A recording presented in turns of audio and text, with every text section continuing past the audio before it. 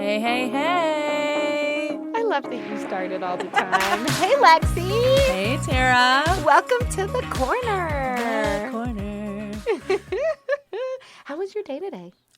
Today was a very great day. It was my first day subbing. Ooh. I got to be in the school and see all the children, and it was great. That's amazing. I forgot how much I missed working as a para. Yeah. But I think one day a week will satisfy that, like, ooh, I miss the kids, or ooh, I miss doing this, because now I get to be home and be like, wow, I actually really love being home with my kids, doing things with them, giving them all of my energy. That's amazing. Hey, we're going to talk about that a little bit today. Yay! But I got to tell you, when I came here, I was doing my hair real quick because I knew we were going to also videotape us. I washed my hair this morning, and as I was straightening it, I could tell it was still dirty and greasy. And I don't know what I did wrong, but I hate it when I do that. No, just get some dry shampoo and spray it. I go a week without washing my hair. But it still feels heavy and greasy. Does that make sense? Yes. The best way I can explain it, my hair sometimes feels like it's stale. Yes! Because I have too much product. That. I have too much product up in there because I am a dry shampoo girl. See, and I'm not. I never use it. I highly recommend it. But I can go 4 to 6 days without washing my hair, and it does not look greasy. Nice. It's the stuff that I use because I was never like that before. Well, how many times do you wash your hair in the shower with shampoo? Usually it's just once with this stuff. Twice. But when I go a solid week, I wash it twice. Yeah. I use one shampoo for my dandruff and then another shampoo just for my hair. Oh, no. So I use the same shampoo, and I just do one pump because it's really, really good. So I pay way too much for my shampoo and conditioner, and I have no regrets about it at all because ever since I've switched to it, my hair never gets greasy. My hair is always shiny. I love it. Nice. I absolutely love it, and I just pay too much. But it's one pump, and then I suds it up, and normally it doesn't suds the first time if it's been a week. If it's only been 2 or 3 days, then I'm good. It'll suds up. And I know how much it does or does not suds if I need to do a second shampoo. Yeah. And then I just do 4 squirts of my conditioner, and I'm good. This time, did you do just one? I did just one. Oh, okay. Maybe you have to start doing It was two. quick because Catherine was like, Mom, can I take a shower with you? I want to wash my hair. And that girl's hair needed it. And we had 15 minutes before we had to leave for school. So I went, okay, let's be quick. Oh, this morning. Early. Early. Yeah. I forgot I'm how up here looking early. all Don't crazy even. I do look Don't crazy. even. I've been up since 5. You I had to look work. good, though. Worked with children. I did schoolwork all day. I just try to get the kids to do work. I looked at the team whenever I was leaving, and I was like, I'm sorry if I was just in the way and was not helpful. And they're like, no, you did great. Nobody else could just walk in here and just be able to do. And I was like, I feel like I made a bigger problem than what is needed. No. Today, because, okay, so my girl that I homeschool, she's my 8-year-old. She's a 3rd grader. We don't do homeschool on Fridays, and so that's days that I try to catch up on my schoolwork because I'm in college right now. Yesterday, for music lessons, she said, Mom, I don't want to take music anymore because she struggles with guitar. She's like, my hands are too small. And I'm like, girl, if you're going to cry, we ain't even going to do this. Exactly. Just drop it. Not a big deal. And so I finally was able to I was like, what do you want to do? Do you want to take piano? And she goes, no. And I was like, you don't have to do music. What do you want? Yeah, like that's the beauty of homeschool, right? Is you can kind of tailor to what interests them. And she just looked at me and she goes, I just want to ride horses. And I went, okay, I hear you. Yeah. Because we have 2 horses at home. So today, when I was all done with my schoolwork, I got a whole week's worth of work done today. I was impressed with myself. So when I was done, it was like 11:30, maybe 12. So we went outside, and we put the halter on, and I let her just lead Rosie around the corral area. And then I let her sit on her, and she just lays on her and sunbathes while I scoop and rake all the poop. And then her and I together walked the horses down to the grass, and she did so good walking Rosie down to, and she was like, it was night and day from guitar practice to just 30, and we were 30 minutes out there, to 30 minutes with the horses. She just was laughing and smiling and happy, and she goes, oh, Mom, I'm in heaven. Aw, and she got to spend all day with you. I Like, know. it was just mom and daughter day. Yeah, she actually pulled out her laptop, and the whole time I was doing schoolwork, she wrote a story. That's cool. It's about a peanut in the woods. A peanut in the woods. And it's sad and lonely. And then the dad said, don't worry, you won't be sad anymore because your mom is pregnant. And the peanut responded with, don't lie to me, Dad. That's cute. Okay. It's like, okay, whatever. So anyways, enough about our craziness and our lives and our kids and all the things, even though I think it's important that you guys know us. Yes. And you know that we're just a couple of moms that are doing the same thing that you're doing. Yep. Just with different kids. We're surviving. No. I'm a survivor.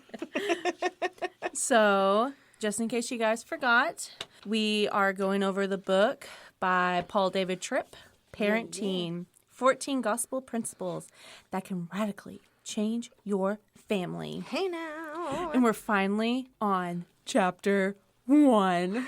5 shows later. It's been a great 5 shows, you know. Right. It has. Oh, I'm an ambassador. That's not where I want to be. So we wanted to remind everybody, too, that if you miss the show on Fridays at noon here in Homer, you can find us in podcast form. Yeah, you can. Practically anywhere. Yep, and you can follow our Facebook page to find them. Womp womp.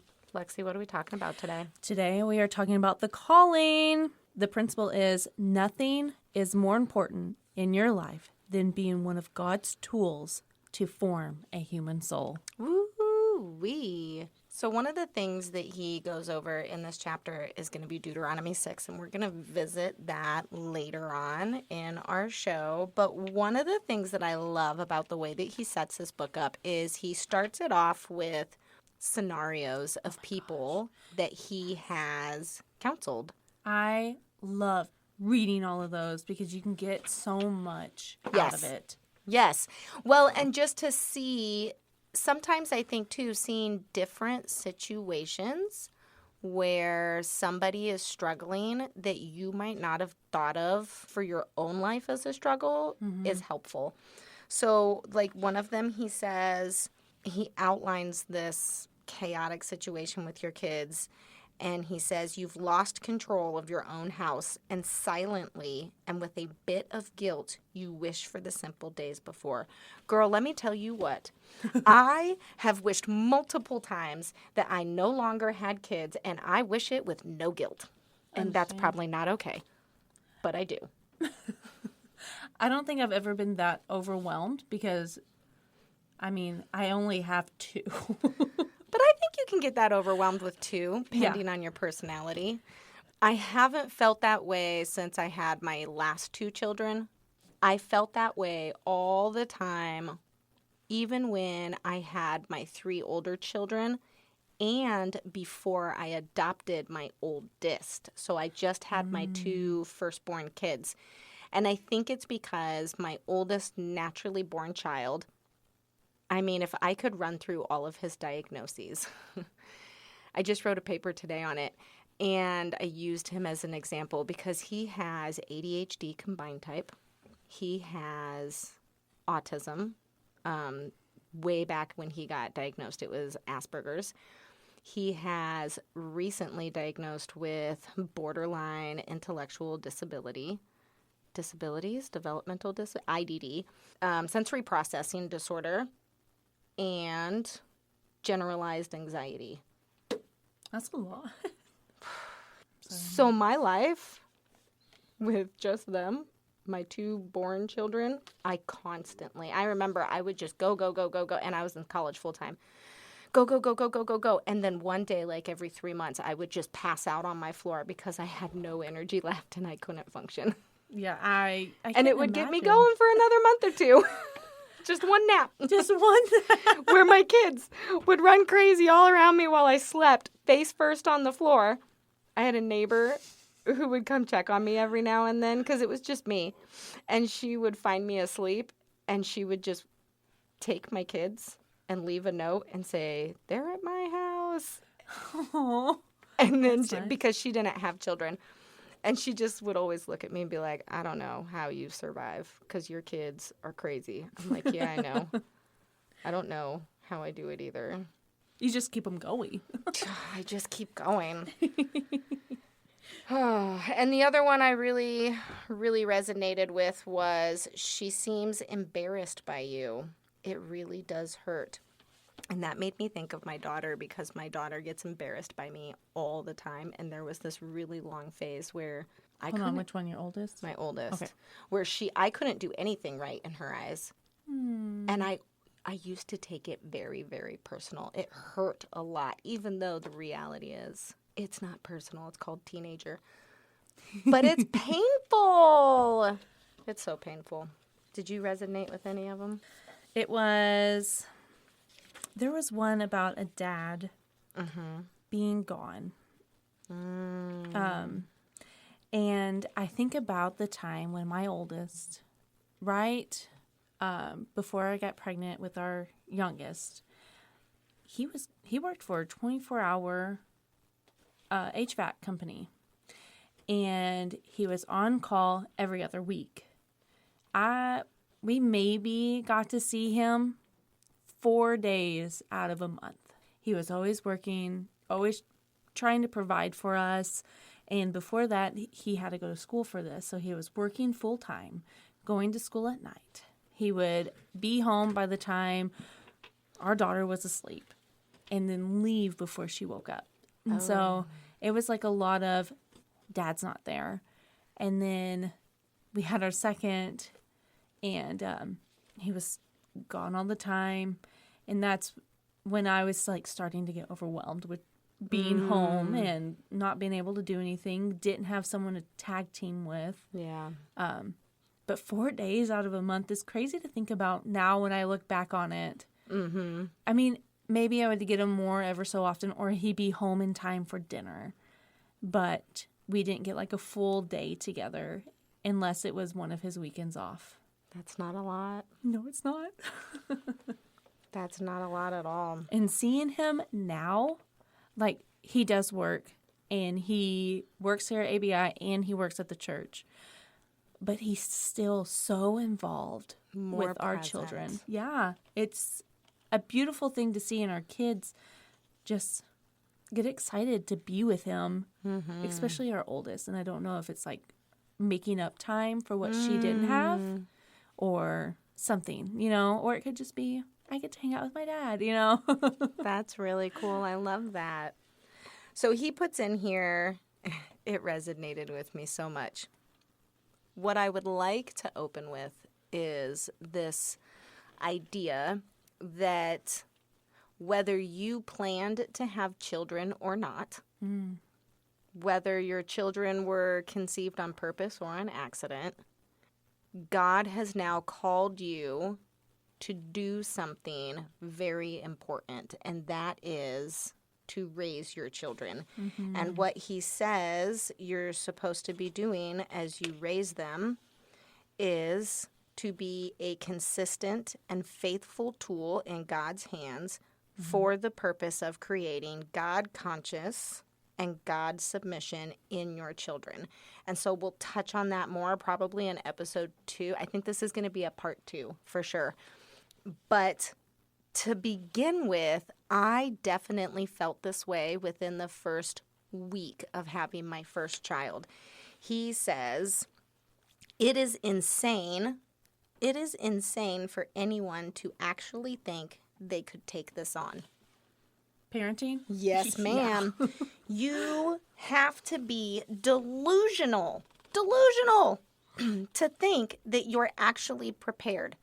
It has the quality of standing before a 747 and telling yourself that you can pick it up if you wanted to. It seems that this could possibly be the one mistake that an otherwise perfect God made. And girl, let me tell you what, I took my oldest, my firstborn, I took him back to the doctor and I said, this is not what kids are supposed to be like. I had postpartum depression, but I legit. And the nurse practitioner just laughed and she looked at me and she goes, oh, baby, you can't return it. That makes me think whenever I was having my first, I'm going in, I'm getting induced and all the things. I've never been in the hospital ever. Never had an IV, never had to stay, never had to do anything. Yeah. And I go in there and I look at the lady and I was like, I don't think I can do this. It's too late now. That's exactly what she said. Oh, it's too late now. And then they put the IV in my hand. And I was like, is it going to hurt? And they go, wow, you're in for a lot. And so I just remember, like, the lady, all the nurses were like, oh, this poor girl.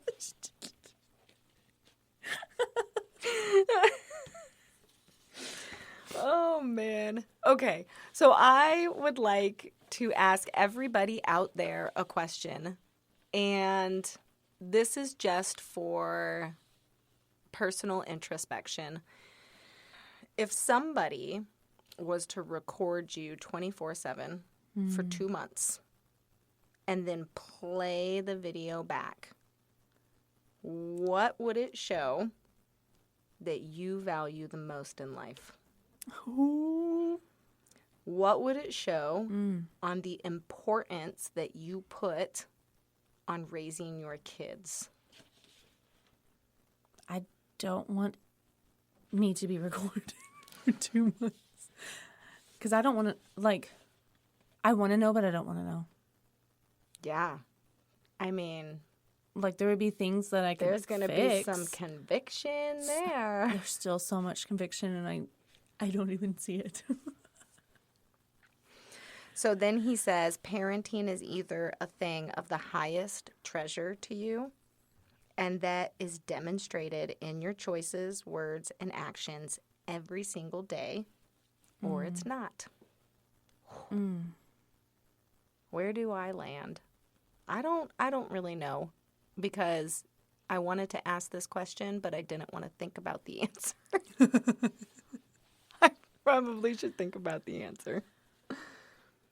Yeah, that's definitely something to sit on. Yeah. And to think about. Yep. So I want you guys to think about it.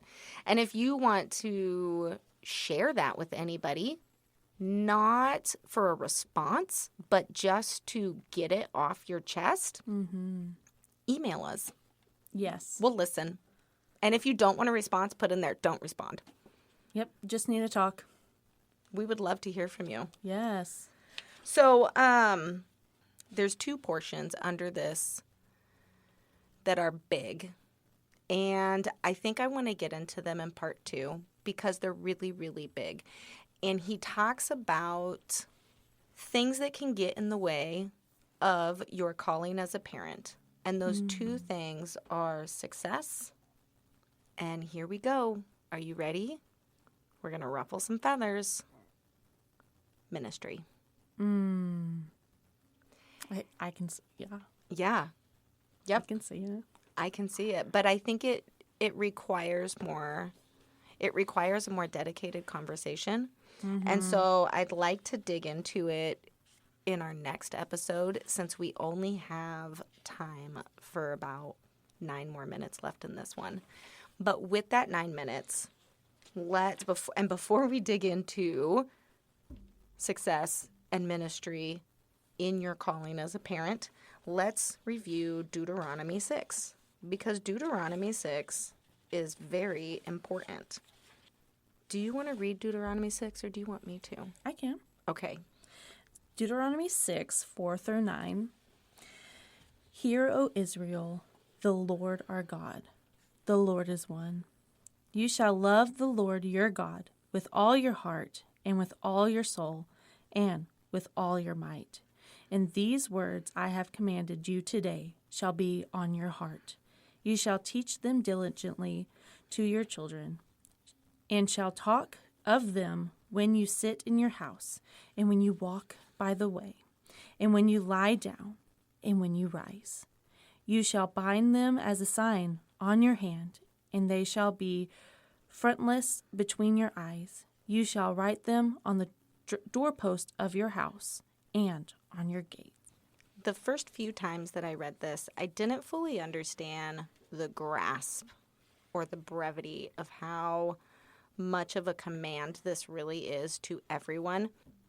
This is after the mass exodus in the Bible, and the Israelites are being commanded continually love the Lord, to love God, and to consistently and diligently teach their children the law. And we today are still commanded to do that. But what I want to highlight that stood out to me, I wrote all my notes in my phone. That's okay. I'm going to try to just remember. What stood out to me was, I underlined in here, you shall teach them diligently to your children. Nowhere in that line, you shall teach them diligently, does it say, you shall control your children with the law. Nowhere does it say, if your kids fail to uphold the law, you should shame them or love them less. Ooh, keep going. Nowhere does it say that you should dangle it over their head like a prize and a carrot for their salvation. It says to teach them and to talk to them. And then it says to walk by the way, which means you need to model. Gotta model it. You need to model the law. You need to, and before he even said, teach them and walk by the way, you have to love God yourself. That is the absolute first thing that he put in there. And I think that's important to see that loving God yourself is the first thing you do. Then you are to teach all of the law to your kids, not control them with it, just consistently teach it to them. Then you're supposed to model it by walking by the way, and you're supposed to model it by walking when you rise, when you sleep. Every single thing that you do is supposed to be centered on Christ. That's good. And when I was reading that, I went, oh, yeah. Yeah, I don't have to. I'm just the field. We've talked about this. I'm just the seed planter. Yep. We're the tools. Yes, we are the tools. And so he talks about that too, being the seed planter. He talks about the God conscious, God submission. So God has designed that you would be a consistent and faithful tool for the purpose of creating a God conscious and God submission in your children. So that's how we teach our kids, is by modeling and teaching them the character of God. And then it says, you cannot create this in your children yourself. Ooh, explain. Only God can. So we can teach our kids what our hearts are supposed to look like, and we can model to our children what our hearts are supposed to look like, but only God can actually give them a new heart. You can't. No.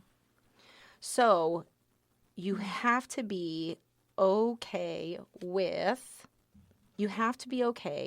being God's tool, because when you try to control your children with the law, all you do is you give them a fear of you personally. And then when they leave your home, they will no longer have anything to motivate them to do what is right.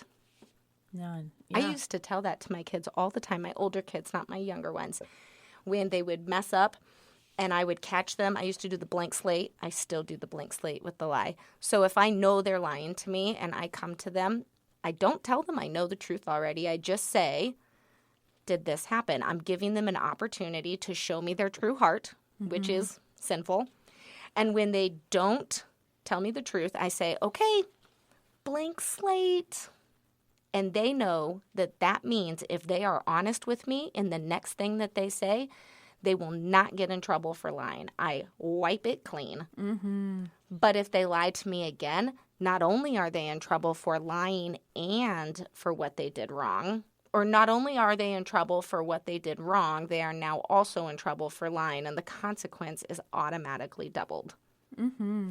I've been trying to do that with my girls. Yeah, and it works. It takes some time, Yeah. but it really does work because it gives them that, oh, yeah, I did just lie. And it was my way of trying to teach my kids where their hearts were in the moment, right? And so I used to tell them in that, look, the point of me doing this is when you leave, I want you to make the right decision even when I'm not in the room. Yes. I don't want them to have a fear of me. I want them to have a fear of God. Yep. Yeah. But I also cannot give them that. No, you can't. Only God can. That's See, you control Yeah. nothing. nothing. You control You nothing. can just model it can and live model by it and Teach it, all the things. walk by it, But you and can't give it. you And sometimes you produce can't it. see it within your life. Like you can't see those seeds that you planted or the seeds that you've The watered. fruit from the it, fruit yeah. from it. That's it. Yeah, it's hard and it sucks, but it's so important. And so I think we just kind of scratched the surface on calling today, and we're pretty much at an end. However, I would love for you to join us for part 2. Yes. So you can find us at meetatthecorner.com or on any of your podcast apps. And if you want to email us that question that we asked earlier, please do. Please reach out. We love hearing from you guys. That email is questions@thecorner@gmail.com. You can also find us on Facebook Hey now. and on Instagram. Insta. Let's build a community. Yes. Community of just people who want to be better parents. Want to parent through the cross. Through the cross. Thank you guys for coming, for listening, for all the things. Lexi, will you close us in a prayer today? Yes, I can. Dear Lord, I thank you for this platform that you have given us, Lord, that we're able to reach others, teach them about you, and teach them about ways that you have called us to parent, Lord. I just pray that we're all able to have your love and your ways in our hearts, in our souls, so that we can model it to our children, Lord. And we just pray that throughout all of this, that our children will come to you, that you will be able to work through them, Lord. I just thank you for all that you're doing and all that you are going to do, Lord. You're amazing and a wonderful God. And I just thank you. Amen. Amen. See you later, everybody. Bye.